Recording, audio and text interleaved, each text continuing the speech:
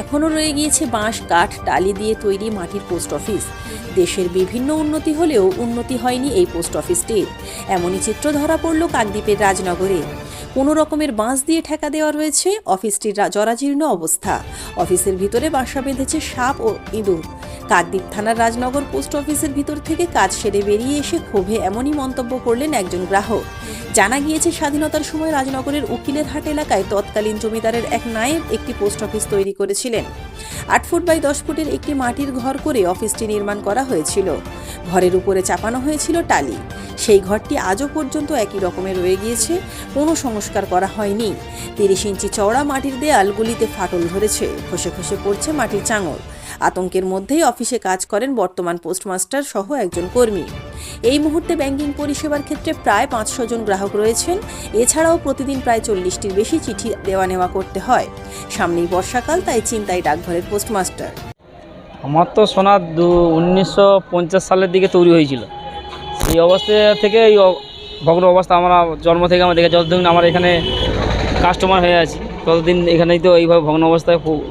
Postmaster অনেক জায়গায় জানিয়েছে, পোস্ট অফিস জানিয়েছে, পঞ্চায়েতও জানিয়েছে, এখানেই করেছে, এখানেই করেছে। কিন্তু কোনো দিক থেকে এই মুহূর্তেই তো পোস্টমাস্টার অবস্থা, তার ছাদের অবস্থা তো খুবই খারাপ। কোন মুহূর্তে অ্যাক্সিডেন্ট হয়ে যাবে কেউ বলতে পারবে না। আমরা তো ভিতরে ভয়ে ঢুকি না, আমরা বাইরে থেকেই কাজকর্ম করি। ভেতরে ঢোকার জায়গা খুব ওখানে বসে সার্ভিস করাটা খুব টাফ, তাই আতঙ্কে থাকে। প্রধানকেও বলেছিল, ওরা তো দেওয়াল তো ফাট ধরে গিয়েছে। বহু বছরের দেখুন, বহু বছরের ওয়াল, কোন মুহূর্তে যে দুর্ঘটনা হবে কেউ বলতে পারবে না। আমরা চাইছি যাতে নতুন করে কনস্ট্রাকশন হোক, হলে আমাদের বোধাগালী অঞ্চলে সবার ভালো হবে। রাজনগর শ্রীনাথ গ্রামের পোস্ট অফিস। ডাকঘরের পোস্টমাস্টার তথাগত মণ্ডল আমাদের প্রতিনিধির মুখোমুখি হয়ে বলেন, ঘরটির পরিস্থিতি খুবই খারাপ। ভগ্ন ঘরের ভিতরে বসে খুবই আতঙ্কের মধ্যে অফিসিয়াল কাজকর্ম করতে হয়। ঊর্ধ্বতন কর্তৃপক্ষকে বিষয়টি জানিয়েছি, কিন্তু এখনো পর্যন্ত কোনো সুরাহা হয়নি। আমি প্রায় 2 বছর হলো এখানে জয়েন করেছি। তো আমি জবে থেকে জয়েন করেছি, মোটামুটি তখন থেকেই এখানে ঘরটার অবস্থা তো এরকমই হয়ে আছে।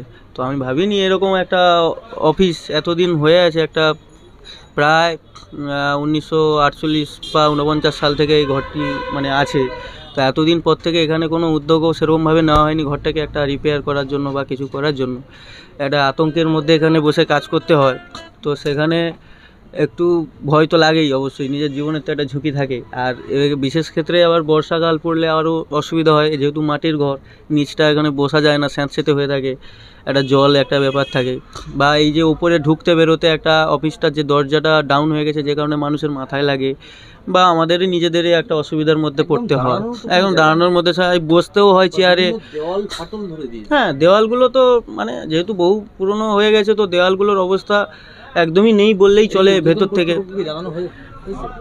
কর্তৃপক্ষ বলতে আমাদের লোকাল এরিয়াতে, আমাদের পঞ্চায়েত হোক বা বাকি যে আমাদের এখান থেকে আশেপাশে যারা আছে, একটু তাদের সাথেও কথা আলোচনা করেছি, কিন্তু এই জায়গাটা কিছু একটা করে উঠতে পারিনি আপাতত। আর সেদিক থেকে দেখতে গেলে আর্থিক সমস্যাও তো, আমাকে যদি পার্সোনালি কিছু করতে হয় সেক্ষেত্রে তো আর্থিক একটা লাগে। তো সেটা জানানো হয়েছে, আমি নিজেই জানিয়েছি। তো ওনাদের বক্তব্য যা, ওটা আমার উপরে, যেহেতু আমি এখানকার পোস্টমাস্টার, তো ওটা আমার উপরেই পুরোটা ডিপেন্ড করছে যে আমি কিভাবে কি করব জিনিসটাকে।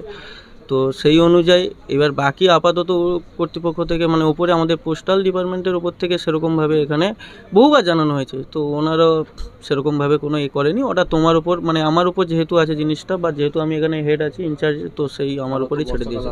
এবার যেহেতু বর্ষাকাল আসছে, মাথার উপর চিন্তাও বেড়ে যাচ্ছে। আমি এটা কীভাবে কী করে উঠবো এখনও বুঝতে পারছি না।